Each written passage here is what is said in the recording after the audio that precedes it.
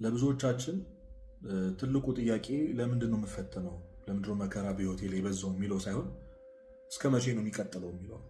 እስከ መቼ ነው እንደዚህ የሚፈተነው? ይሄ ፈተና እስከ መቼ ነው እየደጋገመ ህይወቴ ላይ የሚመጣው? አንዱን ስንል አንዱ ይደረባል፣ አንዱን ስንል አንዱ ይደረባል። እና ትልቁ ጥያቄያችን እስከ መቼ ነው መታገስ ያለብኝ? እግዚአብሔር እስከ መቼ ነው የሚፈትነኝ የሚለው።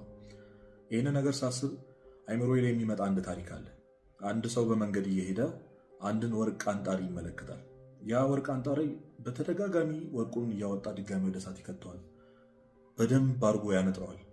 እና ያ ሰው ሄዶ ያንን ወርቅ አንጣሪ ይጠይቀዋል። እስከ መቼ ድረስ ነው ይህንን ወርቅ በእሳት የምትፈትነው?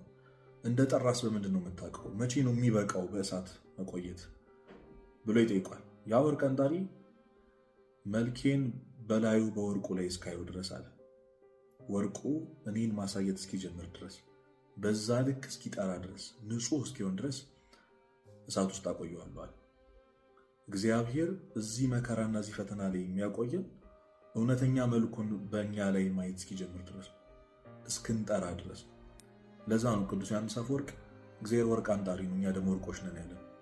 እና የሚፈትነን ስለሚጠላን ስለማይወደንና እውነተኛውን ፍቅር ዲዘርቭ ስለማናረግ ሳይሆን እንደ ወርቅ እንድንጠራለት ስለሚፈልግ ነው። በዚህ መከራ ላይ የምንቆየው፣ በዚህ ፈተና ላይ የምንቆየው እግዚአብሔርን እስክንመስል እውነተኛውን የጠራ ህይወት እስክንጀምር ድረስ ነው። እስከዛ ግን እንታገስ።